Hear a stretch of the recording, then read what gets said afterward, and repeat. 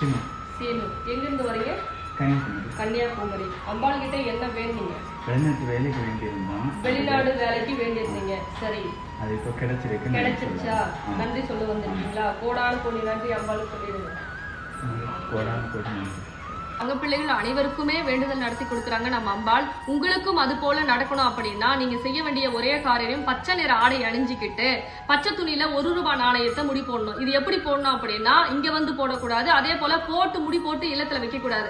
வரம் தரும் வாராகி ஆலயத்துக்கு எப்போ நீங்க கிளம்ப போறீங்களோ அப்ப முடி போட்டு மஞ்சள் குங்குமம் வச்சு கற்பூர ஆரத்தியை எடுத்து நீங்க கட்டாயமா கோவிலுக்கு வரும்பொழுது தடை ஏற்படாது, கரெக்டா வருவீங்க.